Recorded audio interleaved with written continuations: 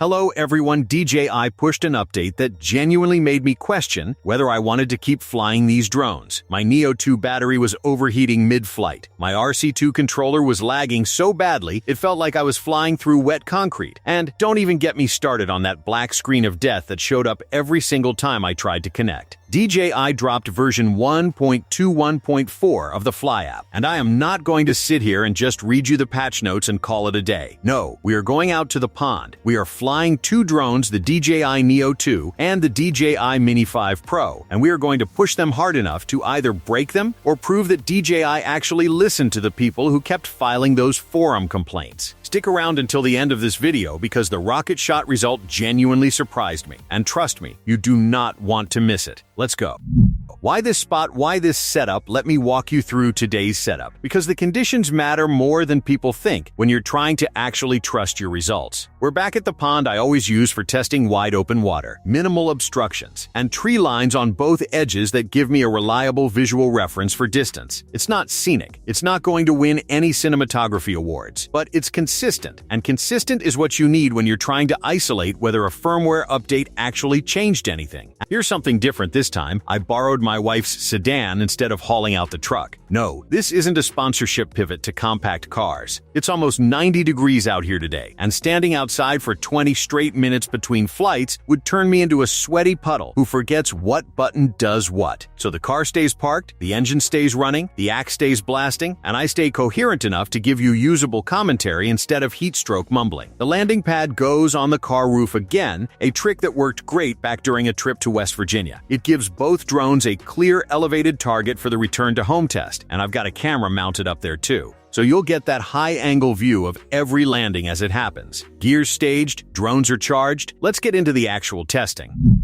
Confirming the firmware and DJI's mysterious patch notes before a single propeller spins, I want to show you exactly what build we're running, because some of you are going to replicate this test at home, and you need to be on the same version to make a fair comparison. We're sitting on DJI Fly App version 1.21.4. I'll pop that on screen so you can confirm it matches your own setup. So what does DJI actually say changed? For the Neo2 side, they added new highlight reels, some slow-motion shooting options, and a new Helix-style close-up shot. Fine, that's the feature stuff. But under fixed issues, the official notes say, and I'm quoting this word for word, resolved several issues and improved overall app stability. That's it. That's the whole explanation. I fly drones for fun, not for a living. And even I know that's about as vague as patch notes get. Does several issues include the overheating batteries? Does it include the controller lag that's been flooding every DJI forum thread for a month? Does it touch the rocket shot bug that's been haunting Mini owners for what feels like forever? DJI isn't saying. So instead of guessing, we're just going to go find out with our own hands and our own footage. Meet the Neo2 connection test. Timed live, first up is the Neo2, and yes, every drone I own gets a nickname. And no, I'm not explaining that habit today. I pulled the lighting accessory off for this test specifically to remove any extra heat or weight from the equation, since that's exactly what we're trying to isolate. The remote ID module, though, stays mounted no matter what. If your drone is registered with the FAA, remote ID isn't a nice-to-have, it's federal law, and pulling it to save a few grams is a fast way to turn a fun hobby into an expensive legal problem. Let's talk about the connection process, because last update, it was genuinely awful. I'm timing this live so you get a real honest number instead of my vague impression. Controller power's on first, antennas fully extended, yes, I actually remembered this time. Drone power's on next, gimbal initializes immediately, which is already a good sign. Now I open the app and watch the clock tick, and there it is, connected almost instantly. No black screen, no frozen crosshair staring back at me for 30 agonizing seconds. We're locked onto 22 satellites, batteries reading 97%, and the home point registered cleanly on the first try. Something already feels different here, and we haven't even left the ground yet.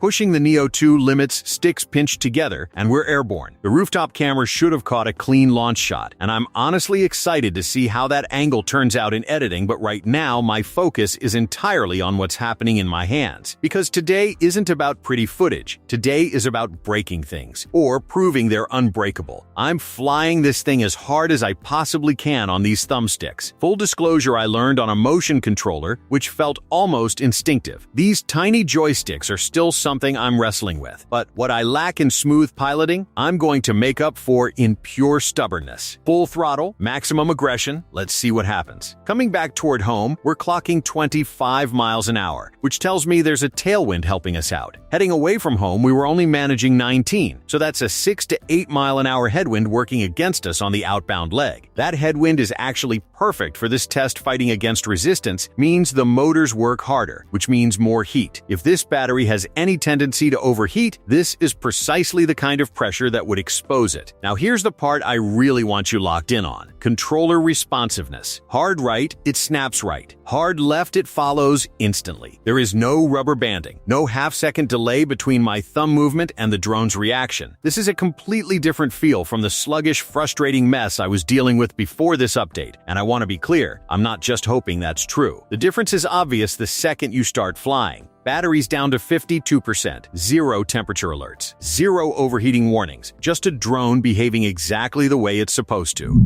The return to home moment of truth battery hits the low threshold, and the auto return to home kicks in on its own. This, right here, is the test I was most nervous about, because last time this feature was wildly inconsistent, sometimes drifting yards off target, sometimes hesitating before committing to a direction. Let's watch this play out in real time. It climbs to return altitude, orients itself, and starts heading straight for the car. The wind's nudging it slightly off course, but it's correcting, actively adjusting its heading without me touching a single control. It's locked in, tracking dead centered toward the roof, and there it is directly above the landing pad, descending steadily. The wind gives it one last little push sideways, it compensates, and it sets down right in the middle of the pad, dead center. I am genuinely thrilled with that landing. That is, without exaggeration, one of the cleanest return-to-home executions I've ever watched this little drone pull off. Neo2 scorecard all right. Neo2 verdict time. Let's go down the list of the 3 things we came here to test, and I'm going to give each one a straight answer. Problem number 1, battery overheating. During our entire aggressive flight, which included repeated high-speed passes against a headwind with barely any rest between laps, we did not receive a single overheating warning. Not one. Now, I want to be honest with you, I cannot guarantee that this is permanently fixed without testing across multiple battery cycles over multiple sessions. But based on today's test under deliberately harsh conditions, this is a strong pass. I'm marking this as fixed pending further long-term confirmation. Problem number 2, RC2 controller communication lag. This one I can give you a clean, confident answer on right now. The lag is gone. The response felt immediate. Flying this thing today felt like flying it felt when it was brand new. That is a full and unambiguous pass. DJI, that one's a win. No asterisks. Problem number 3, return to home accuracy. Landed on the pad, on the roof of the car, under windy conditions, with a tailwind pushing it on the final approach. That is a pass and then some. The Neo2 scorecard today is 3 for 3, folks. I did not expect to be sitting here saying that, but here we are. Now let's see if the Mini 5 Pro can keep up. Why the Mini 5 Pro is a bigger deal than you think before we dive into whether this update fixed the Mini 5 Pro's issues. I want to spend a few minutes on why this drone matters in the first place, because if you're still flying a Mini 4 Pro and haven't looked into upgrading, there's information here you need. The Mini 5 Pro launched in September 2025, and calling it the biggest upgrade the Mini line has ever seen isn't an exaggeration. This isn't a minor spec refresh with a new paint job, it's a meaningful jump in almost every category that actually matters once you're flying it in the real world, not just reading a spec sheet. Let's talk battery life. The standard battery is rated for 36 minutes versus the Mini 4 Pro's 34, a small bump on paper. And in real-world conditions, both drones land somewhere around 25 to 30 actual flying minutes once wind and camera work are factored in. Where the gap really opens up is the extended battery, the Plus Pack, rated up to 52 minutes versus the older drone's 45. I've got the Plus battery installed for today's flight. One thing DJI doesn't exactly highlight in bold letters, strapping on that Plus battery pushes the drone over the 250-gram mark. That shift can move you into a different regulatory category depending on where you fly. In the US, that could mean registration requirements kick in under recreational rules that wouldn't otherwise apply. If you're already a licensed commercial pilot, this changes nothing for your workflow. You're registering everything regardless. But if part of your buying decision was staying under that 250 threshold, know that the Plus battery moves that goalpost. I could genuinely talk about this drone for another another 20 minutes, and there's a dedicated deep dive review coming soon, but right now. We've got firmware to test. Let's get it in the air. Connection's instant, clean, no black screen anywhere in sight. Gimbal's responsive, we're already picking up 8 satellites and climbing, home point's locked. Heading into the settings menu to confirm yep, DJI Fly App 121.4, and the drone's own firmware shows fully up to date. Everything matches. Let's fly.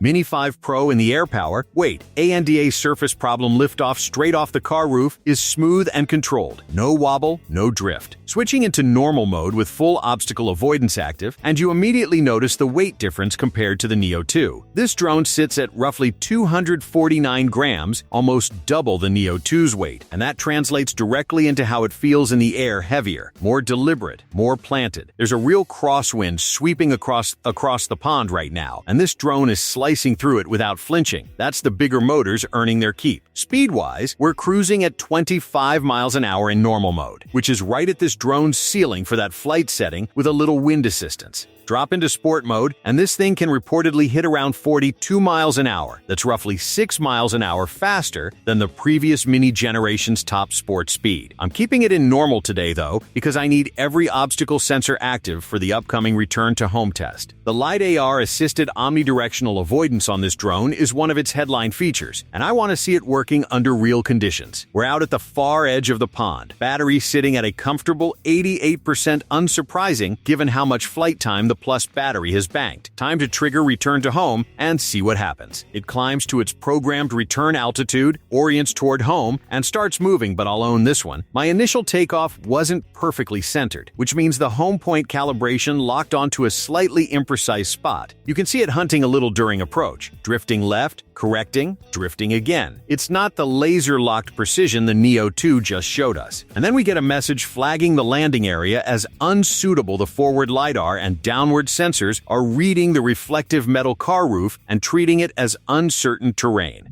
The rocket shot okay. This is it. This is the segment at least half of you clicked play specifically to see. For anyone unfamiliar, the rocket is a QuickShot mode where the drone shoots straight upward while keeping the camera locked downward on its subject the entire time. Done right, it looks absolutely cinematic dramatic, sweeping, the kind of clip that gets saved and replayed. The problem is that on this drone's predecessor and through much of this generation, there's been a stubborn bug where the gimbal slams into its rotation limit mid-shot and throws a warning, cutting the footage short before it ever reaches full height. It's not a safety issue, but it absolutely ruins the shot, and it's been a sore spot in this community for a long time. This generation ships with an upgraded 225-degree gimbal rotation range, which on paper should solve this by design. Let's find out if it actually does. Shots complete. Drones descending back, and no warning message. None. Let me pull up the footage immediately and check this frame by frame, because either this got patched or I just got lucky on this one attempt. Reviewing it now, the gimbal does snap back up to its resting position right at the end of the maneuver. So, that quirk hasn't completely disappeared. But the part that actually matters, the warning interrupting the shot mid-flight, never triggered. The clip ran clean from start to finish, full altitude, around 120 feet, no cutoff. I've watched this exact bug get fixed in past updates, only to quietly reappear 2 firmware versions later, so I'm calling this a meaningful, real improvement rather than a fully solved problem, and I want to run it again at different altitudes before declaring total victory. But what happened in this test, right now, on camera? It worked. Final scorecard, both drones side by side. All right, guys, we've flown 2 drones. We've run 4 specific tests. We've got real data from a real flight session in real wind conditions. Let me give you the final scorecard. DJI Neo2 Fly App Update 1.21.4 Battery overheating issue appears fixed. No warnings triggered during aggressive flight. Marking as pass with continued monitoring recommended. RC2 controller communication lag definitively fixed. Response was immediate and consistent throughout the entire flight. Full pass. Return to home accuracy exceptional. Landed on the car roof pad in windy conditions. Full pass. Overall Neo2 score, 3 out of 3. The Neo2 is back to being the fun, reliable little drone it was before the problematic update. DJI Mini 5 Pro Fly App Update 1.21. 4. RC2 controller lag fixed. Same clean, immediate response as the Neo2. full pass. Return to home directionally accurate, LiDAR and downward infrared sensors flagged the reflective car roof surface, causing a manual assist landing. Partial pass surface detection limitation, not a firmware failure. RocketShot gimbal issue significantly improved. With the Mini 5 Pro's expanded 225-degree gimbal rotation, the shot completed at 120 feet without the axis limit warning triggering mid-flight. Gimbal snaps back at the end. That behavior is still present, but the shot itself ran clean. Calling this a strong partial pass needs further testing at varying altitudes to confirm consistency. Overall Mini 5 Pro score, 2.5 out of 3. And keep in mind this is a drone with a 1-inch sensor, LiDAR obstacle avoidance, 42 miles per hour sport mode top speed, and up to 52 minutes of flight time on the Plus battery. Getting the firmware dialed in on a drone this capable is only going to make it better. Now, here's my honest overall take on DJI Fly version 1.21.4. I came into today's test skeptical. I've been burned before by updates that seemed to fix things on paper and then fell apart in the field. But what I experienced today genuinely impressed me. The controller lag fix alone is significant enough that I'm going to recommend this update without hesitation. That lag was the single most frustrating thing about flying these drones over the past few weeks, and it's gone. The battery situation on the Neo2 looks dramatically better, and the RocketShot, while not completely perfect, is closer to right than it's ever been. Do I think DJI read the forum posts? Honestly, yes I do. Because the things that got fixed in this update are exactly the things that the community was loudest about. And that's actually encouraging. It means the feedback loop between users and the development team has at least some real connection to it. So if you haven't updated yet, update. Run your own tests. And come back down to the comments and tell me what your experience was. Because I want to hear from all of you. Did your Neo2 overheating issue get resolved? Did the RocketShot work better for you? Did you find something I missed? Drop it in the comments below. I read everything. If you found this video helpful or informative, please hit the like button. It genuinely helps more people find this channel. And more people finding this channel means I can keep doing these real, unsponsored, tell it like it is reviews without worrying about the algorithm. Subscribe if you haven't already, because we've got some really exciting content coming in the next few weeks. I've got a new drone in the lineup that I think is finally going to push me into the full FPV world. And let me just say, the first flight did not go quite as planned. You will not want to miss it. Until next time, guys, fly safe, fly smart, and never stop pushing the hobby forward. God bless, and I'll see you in the next one.